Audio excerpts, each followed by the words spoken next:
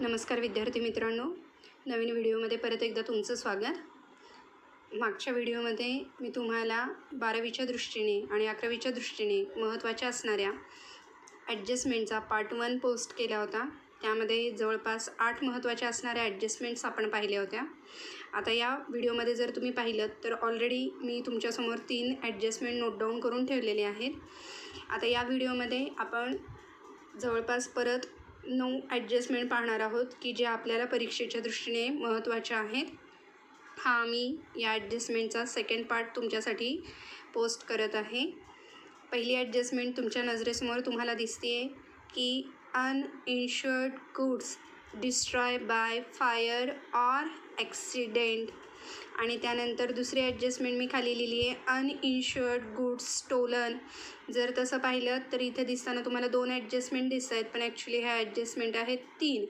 आता ह्याला मी 3 ॲडजस्टमेंट का म्हणते आहे तर पहिली ॲडजस्टमेंट मी वाचून दाखवते तुम्हाला. अनइन्शुअर्ड गुड्स डिस्ट्रॉय बाय फायर असं आपल्याला विचारलं जाऊ शकतं, किंवा अनइन्शुअर्ड गुड्स डिस्ट्रॉय बाय ॲक्सिडेंट आणि तिसरी अनइन्शुअर्ड गुड्स स्टोलन.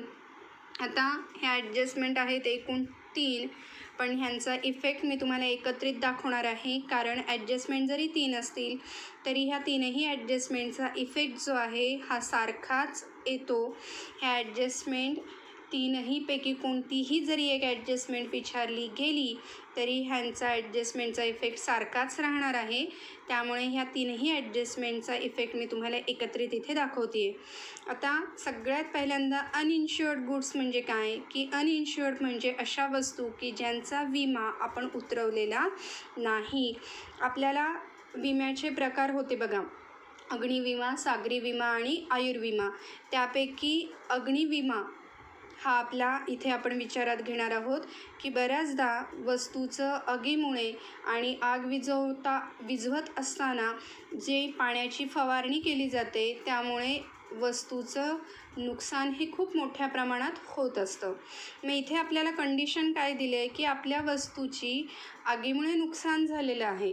अपघातामुळे एका ठिकाणाहून दुसऱ्या ठिकाणाहून माल नेत असताना अपघातामुळे आपल्या वस्तूचं, आपल्या मालाचं नुकसान झालेलं आहे, परंतु ह्या वस्तूचा विमा आपण उतरवलेला नव्हता. आपल्या गोदामातील माल चोरीला गेलेला आहे, परंतु या वस्तूंचा विमा आपण उतरवलेला नाही. मग अशा वेळी या ॲडजस्टमेंटचा इफेक्ट काय येणार आहे तर सगळ्यात पहिल्यांदा एक लक्षात घ्यायचं की या कारणामुळे आपल्या वस्तूचं नुकसान होतं आहे, आपल्या व्यवसायाचं नुकसान होतं आहे.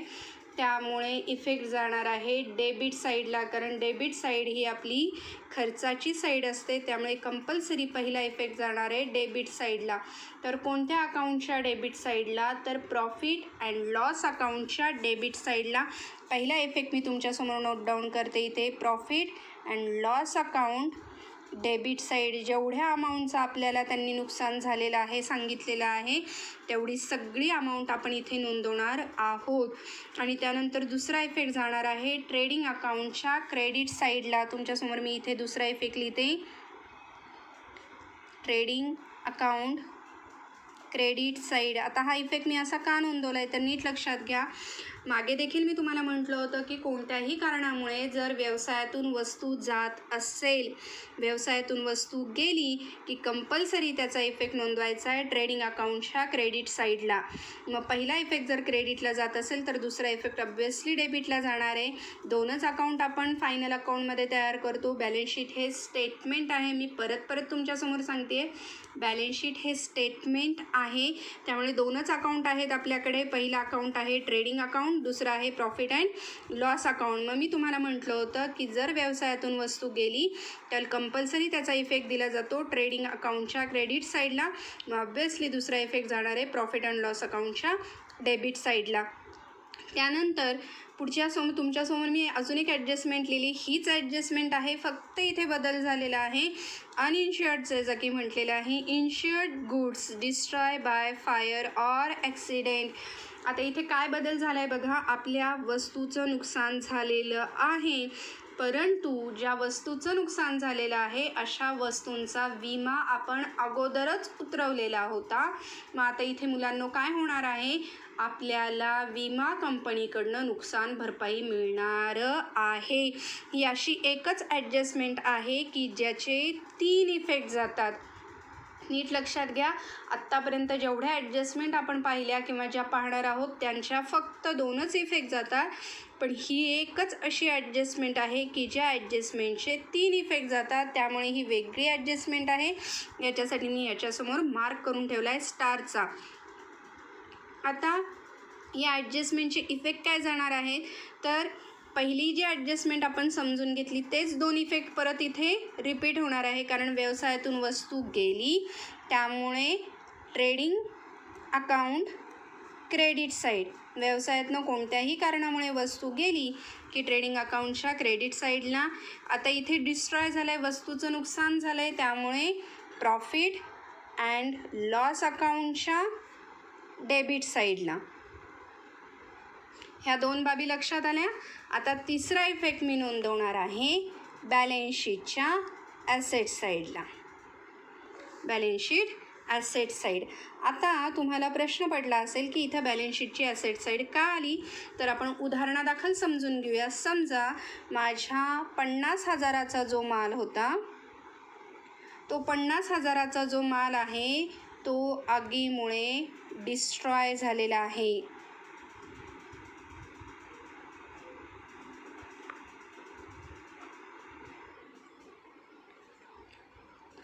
$50,000चा जो माल होता तो डिस्ट्रॉय झालेला आहे, आगीमुळे त्याचं नुकसान झालेलं आहे. मग आता आम्ही ह्या मालाचा विमा उतरवलेला होता. मग विमा कंपनी काय करणार आहे, मला या वस्तूची नुकसान भरपाई देणार आहे. मग विमा कंपनी मला काही पूर्ण नुकसान भरपाई देणार नाही आहे. ती येणार आहे तिथे वस्तूचं कोणत्या कारणामुळे आग लागली, आग लागल्यानंतर मी ती आग विझवण्याचा प्रयत्न केला किंवा नाही केला, या सगळ्या बाबींचा आढावा घेणार आहे आणि त्यानंतर विमा कंपनी मला नुकसान भरपाई देणार आहे. समजा विमा कंपनीने मला नुकसान भरपाई दिली ₹40,000. ह्याला मी म्हणते इन्शुरन्स क्लेम अमाऊंट रिसिव्ड. हे सगळी माहिती तुम्हाला ॲडजस्टमेंटमध्ये दिली जाते. किती रुपयाचं नुकसान झालं, अमाऊंट क्लेम किती मिळाला, ही सगळी माहिती मी तुम्हाला तिथे बोर्डाकडनं तुम्हाला दिली जाते किंवा पाठ्यपुस्तकामध्ये तुम्हाला दिली जाते. मी इथे तुम्हाला उदाहरणादाखल समजून सांगते की 50,000चा जो माल होता त्या 50,000च्या मालाचं आपलं नुकसान झालेलं आहे. त्यापैकी 40,000चा जो इन्शुरन्स आहे तो क्लेम इन्शुरन्स क्लेम आपल्याला मिळालेला आहे. मग आता आपल्याला काय लक्षात येतं आहे की 50,000चा माल होता, 40,000चा क्लेम आपल्याला मिळाला आहे, म्हणजे प्रत्यक्षात आपलं नुकसान किती रुपयाचं झालं आहे, 10,000चं. 10,000चा पूर्णतः आपला काय झालेला आहे, लॉस, की ज्याची नुकसान भरपाई आपल्याला मिळणार नाही. मग इथे 3 अमाऊंट तुम्हाला मिळत आहेत, 2 अमाऊंट तुम्हाला दिल्या जातील, तिसरी अमाऊंट तुम्हाला फाइंड आउट करावी लागेल. मग आता ह्या 3 अमाऊंट तुमच्याकडे आहेत. मग या 3 अमाऊंटचं डिस्ट्रीब्युशन किंवा पोस्टिंग आपल्याला या 3 ॲडजस्टमेंटमध्ये 3 ठिकाणी करायचं आहे. आता बघा मी कसं पोस्टिंग करते की 50,000चा माल होता तो व्यवसायातनं गेलेला आहे, तो पूर्णतः लॉस आपला झालेला आहे. 50,000च्या वस्तू व्यवसायातून गेल्या, त्यामुळे मी 50,000चा इफेक्ट नोंदवणार आहे ट्रेडिंग अकाउंटच्या क्रेडिट साईडला. 50,000ची माल पूर्णतः व्यवसायातनं गेला, त्यामुळे ट्रेडिंग अकाउंटच्या क्रेडिट साईडला. पुढे आपल्याला दिसत आहे 40,000चा इन्शुरन्स क्लेम आहे, अमाऊंट मिळती आहे, माझ्याकडे कॅश येते आहे, कॅश ॲसेट आहे, आपली रिअल अकाउंट आहे. रिअल अकाउंटचं पोस्टिंग होतं बॅलन्स शीटच्या ॲसेट साईडला. आपली कॅश आपल्याला इन्कम होतं आहे, आपली ॲसेट वाढते, लिक्विड ॲसेट. त्यामुळे मी ₹40,000ची जी क्लेम आहे, क्लेम अमाऊंट जो आहे तो दाखवणार आहे बॅलन्स शीटच्या ॲसेट साईडला. आणि राहिला ॲक्च्युअल आपला लॉस 10,000चा, तो मी दाखवणार आहे P&L अकाउंटच्या डेबिट साईडला. जर ही ॲडजस्टमेंट तुम्हाला कळली नाही तर मला कमेंट सेक्शनमध्ये सांगा, मग मी परत एकदा त्याचं एक्सप्लेनेशन तुम्हाला देईल. साधी सोपी ॲडजस्टमेंट आहे, नीट लक्षात घ्या. मालाचा विमा उतरवलेला होता, विमा उतरवल्यानंतर मालाचं नुकसान झालं आहे. विमा उतरवल्यानंतर जर मालाचं नुकसान झालं तर ऑब्व्हियसली आपल्याला इन्शुरन्स कंपनीकडनं त्याचा क्लेम मिळणार आहे. मग यासाठी काय होतं आहे, 3 इफेक्ट जाणार आहेत. 3 इफेक्ट का, तर पहिला इफेक्ट आहे आपला ट्रेडिंग अकाउंटच्या क्रेडिट साईडला, जेवढा माल व्यवसायातनं गेला, जेवढ्या किमतीचं नुकसान झालं ती किंमत. दुसरा इफेक्ट बॅलन्स शीटच्या ॲसेट साईडला. आता कन्फ्यूज होऊ नका, मी लिहिते 3 पण बोलताना बोलते 2. मी एक्सप्लेनेशन काय देते ते नीट समजून घ्या. की दुसरा इफेक्ट बॅलन्स शीटच्या ॲसेट साईडला कोणती अमाऊंट तिथे नोंदवायची आहे, इन्शुरन्स कंपनीकडनं मिळालेली क्लेम अमाऊंट आपल्याला तिथे नोंदवायची आहे. आणि 10,000चा जो ॲक्च्युअल लॉस आपल्याला झालेला आहे, जो की आपला परत रिकवर होणार नाही, तो मी दाखवणार आहे P&L अकाउंटच्या डेबिट साईडला. पुढच्या ॲडजस्टमेंटकडे आपण वळूयात. पुढच्या ॲडजस्टमेंटमध्ये तुम्हाला काही ॲडजस्टमेंट तुमच्या डोळ्यासमोर दिसत आहेत. त्यातली पहिली ॲडजस्टमेंट आहे goods distributed as a free sample. Goods distribute केलेले आहेत, फ्री सॅम्पल म्हणून डिस्ट्रीब्यूट केलेले आहेत. तर आता ह्याचं कारण तुम्ही समजून घ्या की वस्तू मोफत का वाटल्या जातात. बऱ्याचदा असं होतं बघा, तुम्ही एखाद्या मॉलमध्ये जाता आणि मॉलमध्ये एंट्री केल्यानंतर किंवा एखाद्या मोठ्या सुपर शॉपिंगमध्ये तुम्ही गेलात तर तिथे बाहेर काही फ्री सॅम्पल्स ठेवलेले असतात बघा. एखादं उत्पादन असतं, एखादं शीतपेय असतं, एखादं बिस्किट असतं, चॉकलेट्स असतं, त्याचं फ्लेवर टेस्ट करण्यासाठी ते तुम्हाला दिलं जातं. तर त्यामागे हेतू काय असतो की ते प्रोडक्ट जे असतं ते नवीन असतं आणि ते जास्तीत जास्त लोकांपर्यंत पोहोचावं यासाठी ती एक प्रकारची ॲडजस्टमेंट असते. बऱ्याचदा पेपरमध्ये किंवा एखादी वस्तू आपण खरेदी करतो त्यावर दुसरी वस्तू आपल्याला मोफत मिळते. तर हा ॲडव्हर्टाइजमेंटचा प्रकार आहे की यामुळे काय होतं की वस्तू लोकांपर्यंत मोफत पोचते. आपली जनरल मेंटॅलिटी असते बघा की जर एखादी वस्तू आपल्याला मोफत मिळत असेल तर ते आपण काय करतो, ट्राय करतो, आपण ती ॲक्सेप्ट करतो, ती घेतो आणि त्याचा टेस्ट कसा आहे ते बघतो. आणि जर आपल्याला ती वस्तू आवडली तर नेक्स्ट टाईम मार्केटमध्ये जाऊन आपण ती वस्तू खरेदी करतो. मग हा एक सिंपल फंडा आहे व्यवसायाचा की नवीन जे काही तुमचं प्रोडक्ट आहे ते ग्राहकांना मोफत द्या आणि ते मोफत मिळाल्यानंतर ग्राहक पुढच्या वेळेस त्याच्यासाठी पैसा खर्च करतो. मग इथे काय केलेलं आहे, गुड्स डिस्ट्रीब्यूट केलेले आहेत, फ्री सॅम्पल म्हणून डिस्ट्रीब्यूट केलेले आहेत. तर साधं तुम्हीच मला आता सांगा की व्यवसायातून वस्तू गेलेली आहे, मग कोणत्याही कारणामुळे व्यवसायातून वस्तू गेली की त्याचा पहिला इफेक्ट कुठे जाणार आहे, एकदम करेक्ट, ट्रेडिंग अकाउंटच्या क्रेडिट साईडला. मग मी नोट डाऊन करते, ट्रेडिंग अकाउंट क्रेडिट साईड. आता दुसरा इफेक्ट कुठे जाईल. आता साधं सोपं, जर तुम्हाला जास्त काही लक्षात येत नसेल, डोक्याला जास्त किचकिच करून घ्यायची नसेल तर साधा सरळ त्या इफेक्ट P&L अकाउंटच्या कोणत्या साईडला द्याल, डेबिट साईडला. बरोबर, P&L अकाउंटच्या डेबिट साईडला. आता मी दोन्ही इफेक्ट 2 पद्धतीने लिहून दाखवते. P&L account debit side. हा इफेक्ट जरी तुम्ही नोंदवला तरीही हा इफेक्ट बरोबर येतो. परंतु जर तुम्हाला बोर्डामध्ये स्कोर करायचा असेल, तुम्हाला विश्वास आहे तुम्ही टॉप केसमध्ये जाऊ शकता आणि तुम्हाला तुमचे मार्क कमी करून घ्यायचे नाहीत, तर बाळांनो ही जी goods distributed as a free सॅम्पलची जी अमाऊंट आहे ती P&L अकाउंटच्या डेबिट साईडला तुम्हाला कोणत्या अकाउंटमध्ये ॲड करावं लागणार आहे, ॲड टू ॲडव्हर्टाइजमेंट.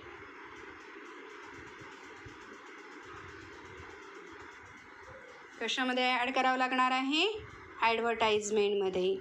कारण मुलांनो आपण इथे मालाची काय करतोय, जाहिरात करतोय.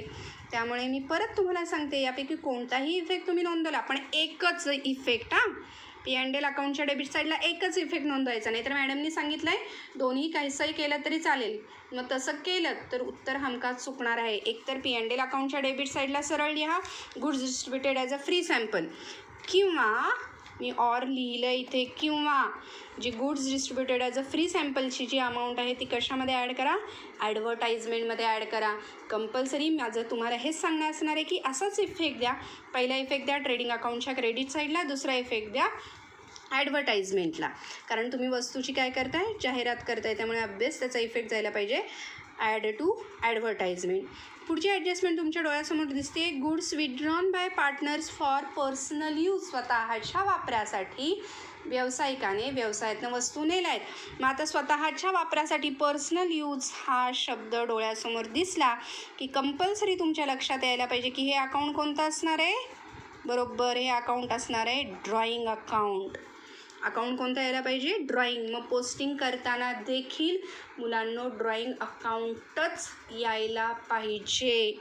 हे नीट लक्षात ठेवायचं. गुड्स विथड्रॉन बाय पार्टनर्स असं पोस्टिंग करायचं नाही. पोस्टिंग करायचं आहे ड्रॉइंग अकाउंट. मग आता तुम्हीच मला सांगा, व्यवसायातनं वस्तू गेलेल्या आहेत. मग व्यवसायातून वस्तू गेल्या की ऑब्व्हियसली पहिला इफेक्ट कुठे नोंदवायचा, एकदम करेक्ट, ट्रेडिंग अकाउंटच्या क्रेडिट साईडला. Trading account credit side. आणि मग दुसरा इफेक्ट कुठे जाईल सांगा बरं मुलांनो. आता कुठे P&L अकाउंट येईल का इथे, नाही येणार, कारण हे अकाउंट, ही कृती कुणाशी संबंधित आहे, पार्टनर्सशी संबंधित आहे. त्यामुळे अकाउंटचं पोस्टिंग कुठं होणार आहे, डेबिट साईडलाच होणार आहे. पण कोणत्या अकाउंटच्या, एकतर पार्टनर्स कॅपिटल किंवा पार्टनर्स करंट अकाउंट. इथे नोट डाऊन करते मी, पार्टनर्स कॅपिटल और पार्टनर्स, जागा कमी आहे त्यामुळे मी शॉर्टमध्ये लिहिते, तुम्ही समजून घ्या. करंट, मला माहिती आहे करंट अकाउंटचं स्पेलिंग असं नाही आहे, पण मी इथे लिहिलेलं आहे शॉर्टमध्ये, पार्टनर्स कॅपिटल और पार्टनर्स करंट अकाउंट. त्यानंतर नेक्स्ट 6वी ॲडजस्टमेंट, अनरेकॉर्डेड सेल्स. आता अनरेकॉर्डेड म्हणजे काय, त्याची नोंदच केली नाही. बऱ्याचदा असं होतं बघा, वस्तू आपण विकतो, गडबडीमध्ये वस्तू विकली पण त्याची नोंद करायची राहून गेली. मग आता काय करायचं, काय करणार, नोंद केलेली नाही आहे, मग नोंद करायची. कशी करणार नोंद, काय रेकॉर्ड केलं नाही आहे, सेल्स रेकॉर्ड केलेले नाही आहेत. मग काय करावं लागेल आपल्याला, सेल्समध्ये ती रक्कम काय करावं लागेल, रेकॉर्ड करावं लागेल. बरोबर आहे. मग पहिला इफेक्ट काय जाईल, ॲड टू सेल्स. काय होणार आहे, ॲड टू सेल्स. बरोबर. मग आता दुसरा इफेक्ट कुठे जाणार आहे हा, आता एक लक्षात घ्यायचं बरं का, अनरेकॉर्डेड सेल्स म्हटलं आहे, अनरेकॉर्डेड परचेसेस म्हटलं आहे, म्हणजे हे कोणतं ट्रान्झॅक्शन तुम्ही ग्राह्य करणार आहात, हे असणार आहे आपलं क्रेडिट ट्रान्झॅक्शन. हे ट्रान्झॅक्शन कोणतं असणार आहे, क्रेडिट ट्रान्झॅक्शन, उधारीचा व्यवहार आहे असं समजून ह्या अकाउंटचं, ह्या ॲडजस्टमेंटचं आपल्याला काय करायचं आहे, पोस्टिंग करायचं आहे. मग आता मला सांगा, तुम्ही वस्तू विकल्यात, त्या वस्तूचे पैसे तुम्हाला मिळालेले नाही आहेत. एक्स नावाच्या वस्तूला तुम्ही 2000च्या वस्तू विकल्या, त्या वस्तूचं पोस्टिंग तुम्ही केलेलं नाही आहेत. एकडनं तुम्हाला 2000 रुपये मिळायचे आहेत. ए तुम्हाला 2000चं देणं लागतो आहे. मग ए यावेळी तुमचा कोण झाला, ज्या व्यक्तीकडनं आपल्याला पैसे मिळतात त्या व्यक्तीला आपण काय म्हणतो, बरोबर आहे, त्या व्यक्तीला आपण काय म्हणतो, डेटर्स म्हणतो आहे. मग डेटर्स तेवढे 2000 वाढणार आहेत ना, तुमचं एनं वाढणार आहे. मग ए हा काय झाला तुमचा, डेटर्स झाला. मग दुसरा इफेक्ट काय जाणार आहे, ॲड टू डेटर्स. दुसरा इफेक्ट जातो ॲड टू डेटर्स. मग आता पुढे आहे अनरेकॉर्डेड परचेसेस. आता तुम्हीच मला सांगा काय येईल, वस्तू तुम्ही खरेदी केल्या परंतु खरेदी केल्याची नोंद तुम्ही केलीच नाही आहे. बरोबर आहे. पहिला इफेक्ट कुठे जाणार आहे, ॲड टू परचेसेस.